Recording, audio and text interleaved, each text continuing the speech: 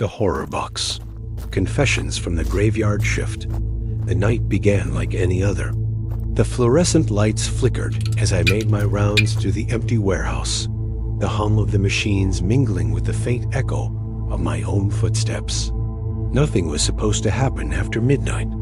I had worked graveyard shifts for years, but tonight felt different. The air was heavier, the shadows sharper. I glanced at the security monitors, expecting the usual emptiness. Yet one camera flickered strangely, as if static itself was trying to whisper a warning. At first, I thought it was fatigue. Graveyard shifts do that to you, make the ordinary feel dangerous. But the feeling of being watched clung to my skin, like icy fingers tracing my spine. I checked every aisle, every corner, but the warehouse was silent, unnervingly still. I found the first sign in the break room. A note, scribbled in shaky handwriting, simply said, "I've been here." No signature, no explanation, just those 3 words scrawled on the table. My stomach turned, my pulse spiking as the overhead lights flickered again. Every instinct screamed to leave, yet I couldn't. The warehouse had a grip on me, pulling me deeper into its maze of shadows. My radio crackled to life, a voice I didn't recognize whispering, "You shouldn't be here," before going silent. I moved cautiously down the aisles, trying to rationalize it as a prank. Another note appeared on a stack of crates. "They're watching." My hands trembled. I knew I wasn't imagining this. Someone or something was in the building. The security monitors flickered again, showing brief glimpses of a figure standing behind me. Every time I spun around, the aisle was empty. The camera feed revealed something my eyes couldn't. A shadow moving independently of the figure, slithering along the walls. A metallic clatter echoed from the far end of the warehouse. My flashlight beam swung toward the sound. Illuminating boxes toppled as if a giant had walked through. Yet no footprints appeared on the dusty concrete floor. My fear turned to dread. I remembered the stories shared by night shift workers over the years' strange occurrences, whispers, and the sensation of being followed. I dismissed them as urban legends. Now I understood. The warehouse kept secrets, and I had stumbled into them. Another note appeared on the control panel of the forklift. "Don't look behind you." I froze, heart hammering. Slowly I turned. A figure crouched in the shadows, its face obscured, staring silently. Its presence was unnatural, a void that sucked all warmth from the air. I ran, but the aisles seemed endless. Each turn led me to the same figure, always just at the edge of sight. I stumbled into the loading dock, breathing heavily, convinced I was hallucinating, yet the faint sound of footsteps mirrored my own, confirmed I was not alone. The intercom crackled again, this time louder.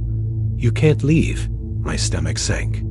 The night shift, I realized, was not just a job, it was a liminal space where the ordinary crossed into the inexplicable. And tonight, I had crossed that threshold. I tried calling for backup, but the phone lines were dead. The warehouse seemed to stretch and warp around me. Crates shifted, shadows deepened, and I could feel a presence brushing against my shoulder, whispering unintelligible words. Every sense screamed to run, yet I felt trapped, as though the building itself had become a predator. I ducked behind a stack of pallets, breathing silently, praying the figure would pass. But the shadow pressed closer, moving with a fluidity no human could achieve. I remembered the stories from Reddit threads, tales of night shift horrors that were too strange to be true. But sitting here, in the silence broken only by my own panic, I understood the truth. The horror was real, and it had chosen me. The lights went out completely. Darkness swallowed the warehouse, and I heard the soft, deliberate tapping of footsteps circling me. I couldn't see them, but I could feel their eyes drilling into my skull, analyzing, judging, feeding. I stumbled toward the emergency exit, hoping it would lead me outside. The door was locked. My keys, normally in my pocket, had vanished. Panic turned into cold realization. I wasn't meant to leave. Not tonight. Not ever. A whisper floated past my ear. "You belong here." I spun, but there was nothing. The warehouse pulsed with a life of its own. The shadows forming faces, mouths moving silently in mockery. I could feel their intent and ancient, malevolent awareness testing me. I collapsed behind a crate, listening to the shuffling footsteps. My mind raced with memories of past shifts, of colleagues who had quit suddenly, of stories they never told. The warehouse had always claimed something from those who worked the graveyard shift. Time became meaningless. Minutes or hours could have passed. The flickering lights offered no clue. I dared not speak, for every sound seemed amplified, absorbed by the building. The figure drew closer, and I realized it had no face, just a void where features should be, an emptiness that reflected my deepest fears. I tried to rationalize. Fatigue, hallucinations, stress. But when the shadows began to whisper my name in unison, when the temperature dropped and the air thickened around me, I knew this was beyond explanation. A door at the far end creaked open. I ran toward it, desperate for escape, yet each step felt heavier, as if the floor itself resisted me. I reached the door and pushed, only to find another hallway stretching infinitely, lined with doors that led nowhere. The whispers grew louder, chanting fragments of stories I had never heard. Faces formed in the crates, staring with hollow eyes, mouths opening and closing in silent pleas. I realized the warehouse was alive, a vessel of confessions from every worker who had endured the graveyard shift before me. I pressed myself against a wall, shivering. A sudden noise metal scraping metal made me jump. The figure emerged, stepping from the shadows, its void-like face turning toward me. I could feel its intent, as if it wanted not just to scare, but to merge me into the horror itself. I thought of my phone. Even if I could call someone, would they believe me? Night shift horrors are dismissed until they consume you. And this warehouse, this horror box, had consumed many before me. My presence was just another confession, added to its collection. I ran blindly, my path twisting and looping, as though the building were reshaping itself. Every exit led back to the same center, the heart of the warehouse where the darkness pulsed. I could hear whispers now, fragments of laughter, cries and confessions, blending into a single cacophony. A crate toppled near me, revealing a journal, its pages filled with handwriting I didn't recognize. Names, dates, accounts of terror spanning decades. The words seemed to crawl on the page, describing my every move. My own story had been anticipated. The figure drifted closer, silent and inexorable. Its presence pressed against me, the void where its face should be staring directly into my mind. I wanted to scream, to fight, to run, but my body no longer obeyed. Then, in a sudden, deafening silence, the warehouse shifted. The lights flickered back, the air cleared, and I was alone. The doors now opened easily. I stumbled out into the cold night, heart racing, gasping for air. I ran home and locked every door. I wanted to forget, to convince myself it was a hallucination. But on my doorstep lay a single note. The graveyard shift remembers. And so does the horror box. Even now, as I sit writing this, I feel its presence in the corners of my apartment. The shadows stretch, whispers creep along the walls, and I know this confession is only the beginning.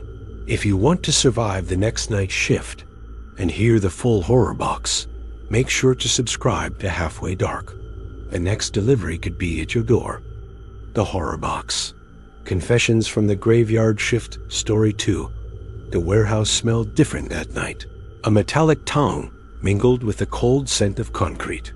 The fluorescent lights buzzed above, their flicker casting long shadows that seemed to stretch toward me like fingers. I shivered despite my jacket. My first check of the security monitors revealed nothing unusual. Empty aisles, silent machinery, no motion. Yet a sense of unease wrapped around me, prickling at the base of my skull. Something was waiting. Something that didn't belong. I passed the loading dock, keys jingling in my pocket. A crate rocked slightly on its own. I froze, breath shallow, convinced fatigue was playing tricks. But the movement repeated, deliberate, as if beckoning me closer to its secret. I walked cautiously toward the crate, flashlight cutting through the gloom. My shadow stretched behind me unnaturally, twisting as if it had a life separate from my own. A soft whisper tickled my ear. You shouldn't be here alone. The warehouse, normally mundane, seemed to breathe around me. Machinery hummed in erratic patterns, and the air felt thick, almost viscous. Every step I took was mirrored by a subtle sound behind me. Footsteps, soft and measured. At the far end, a door I didn't remember seeing appeared. Its paint was chipped, and a faint light spilled from the cracks. My heart hammered. Something about the glow was wrong, too warm, too alive. Curiosity overpowered fear, as it often does. I opened the door slowly. The room was empty, save for a single chair in the center. On it rested a box, plain brown with no labels, but the air around it vibrated with tension, as if it had been waiting for me. A note on top read simply, "Do not touch." My fingers itched to lift the lid. Every instinct screamed to walk away, yet I was drawn in, hypnotized by the unnatural weight of its presence. As I lifted the lid, the box emitted a faint hum. Inside, folded slips of paper spilled out like falling leaves. Each slip contained a name, a date, a confession. These were the stories of other graveyard shift workers, trapped in this endless night. I read one aloud, my voice echoing unnaturally in the room. I hear them when the lights go out. They whisper my secrets. They know where I hide. A shiver ran down my spine. The walls seemed to lean in, listening. Another slip. The machines move on their own. Shadows crawl along the floor. I am never truly alone. My flashlight flickered. Shadows danced along the edges of my vision, forming faces that disappeared when I turned. I felt a presence behind me. Turning slowly, there was no one, yet the temperature dropped sharply. The hum of the box intensified, resonating through my chest, vibrating my bones. I realized the box was alive, feeding off my fear. The whispers grew louder, forming words in a language I didn't understand, yet the meaning was clear. Stay, listen, belong. My pulse raced. Every instinct screamed to flee, but my body was frozen, trapped in the gravitational pull of the horror inside. I continued reading, unable to stop. Stories of footsteps that followed, voices that answered when no one called, doors that locked on their own. Each confession more disturbing than the last, each one a mirror of the terror gnawing at my mind. Suddenly, the box snapped shut. The hum ceased. Silence pressed in, thick and suffocating.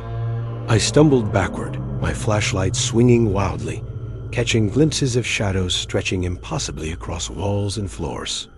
A sudden noise and metallic clang made me jump. Boxes shifted across the room, sliding without contact, forming a path toward the far exit. I followed hesitantly, compelled by a mix of fear and fascination. The exit door loomed closer, yet the path seemed endless. Every turn led back to the same box. The confessions inside had trapped me in a labyrinth, a nightmare loop only the warehouse could conjure. A whisper sounded behind me. You are part of it now. My heart froze. Slowly, I understood. Every graveyard shift worker who had come here before me had been absorbed by the horror box, their fears and stories feeding its unnatural existence. I tried the door again. Locked. My radio, normally functional, emitted only static, but in that static, I could discern faint voices' laughter, sobs, cries, all layered in the sound of mechanical whirring. I backed into a corner, scanning frantically for an escape. The shadows seemed to stretch toward me, alive, merging and twisting. Faces formed in the darkness, some familiar, some grotesque. Each whispered my name, urging me to stay. The box rattled violently, tipping onto the floor. Slips of paper scattered like ash, swirling in the air around me. I caught glimpses of stories that weren't mine, yet described my every move, my every thought. The warehouse was alive, aware of me. Panic overtook me. I ran blindly through the aisles. The hum of the box followed, a constant droning presence. Every corner I turned revealed more shadows, more faces, all staring with hollow eyes. I reached the loading dock, doors slightly ajar. Hope surged, but as I stepped forward, the ground seemed to stretch and warp. The exit moved farther away, receding into the darkness as though mocking me. The whispers became a chorus, chanting my fears aloud. My legs trembled, yet I pressed forward. Every breath I took felt stolen. Every heartbeat echoed in the cavernous warehouse like a drum of doom. Finally, I reached a door labeled Manager's Office. Desperate, I pushed it open. Inside, the box sat waiting again, pristine, humming softly as if nothing had happened. I realized then there was no escape. The door behind me slammed shut. The room darkened. Shadows converged, enveloping me. The whispers promised eternal night, eternal observation. I understood then the truth. The horror box never lets go. I sank to the floor, trembling, the box humming beside me. Every confession I had read, every story I had witnessed, all merged into a single reality. I was now part of the graveyard shift confessions, my fear immortalized within its walls. When I finally found the courage to glance at the box, it was empty again. Yet I could feel it watching, waiting, knowing that one day, another worker would arrive and the cycle would continue. If you want to see what happens next and survive the horrors of the graveyard, shift yourself. Make sure to subscribe to Halfway Dark. The Horror Box delivers weekly, and the next story could arrive at your door. The Horror Box. Confessions from the Graveyard Shift Story 3. The night started like any other graveyard shift. Empty aisles, flickering fluorescent lights, and the low hum of machinery. Yet the moment I stepped inside the warehouse, something felt off. The air was heavier, almost viscous, and shadows seemed to stretch beyond their normal length. I ran a hand across the cold metal of a shelving unit and froze. There, etched into the surface, were scratches forming a sentence I didn't remember seeing before. "You're not alone." My pulse quickened. I tried to laugh it off, but the sound died in my throat. The first box I checked was ordinary sealed, labeled, unremarkable. But when I touched it, a shiver ran down my spine. Inside was a single note: "The night remembers you." My fingers trembled as I read it aloud, and the echoes seemed to linger longer than they should have. Moving deeper into the warehouse, I noticed the shadows shifting, not cast by objects, but moving independently, sliding across the floor, curling along walls. My flashlight flickered, and for a heartbeat, I thought I saw a figure crouched at the far end of the aisle. I blinked, and it was gone. Still, the feeling of being watched intensified.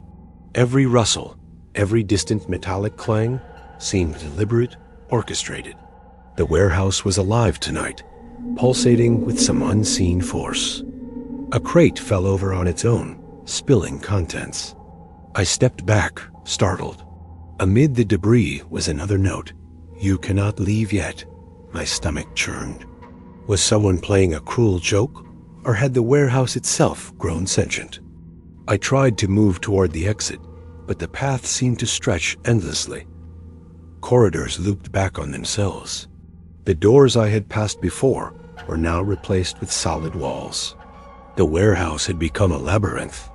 Every aisle I turned down revealed new horrors. Shadows forming faces, whispers just beyond comprehension, and boxes shifting slightly as if watching. My breathing quickened, each exhale creating a cloud in the frigid air. I stumbled over a pallet and fell into a dark corner. There, another box awaited. Its label read only, "Confess." Against my better judgment, I opened it. Inside were slips of paper, each with a confession from previous graveyard shift workers. One story described a coworker who had been followed home, shadows lingering in corners of their bedroom. Another spoke of doors locking on their own, footsteps echoing in empty hallways. Each confession mirrored the sensations I was experiencing. The box hummed softly. I realized it wasn't just a container. It was absorbing the fear of everyone who touched it. Each story fed it, gave it strength, and now it hungered for mine. I read another slip aloud. I can hear them when I sleep, watching, waiting. A cold wind swept through the warehouse, extinguishing my flashlight. Darkness engulfed me, yet the whispers grew louder, clearer, forming a chorus of unseen voices. I fumbled for my phone. The screen lit up, but only with static. Through the static, I heard faint breathing, heavy and deliberate, echoing in rhythm with my racing heart. The box hummed in response, almost approvingly. The aisles seemed to rearrange themselves. What had been empty space became walls and corners teeming with movement. Shadows leaned closer, watching me struggle. Every instinct screamed to run, but there was nowhere to go. Another crate tipped over, and out spilled objects I didn't recognize. Broken clocks, old photographs, items that didn't belong to the warehouse. Each piece seemed imbued with history, memories of previous visitors, or perhaps victims. I tried to leave again, and the warehouse shifted. The exit receded, the floor seemed uneven, and the walls pressed inward. I realized then that the horror box was rewriting reality around me, bending the space to trap its prey. A whisper floated in my ear. "Your story belongs here now." The weight of the words pinned me in place. I fell to my knees, understanding that the confessions in the box weren't just records. They were a mechanism to ensnare the next victim. The box rattled violently. Slips of paper scattered, forming a circle around me.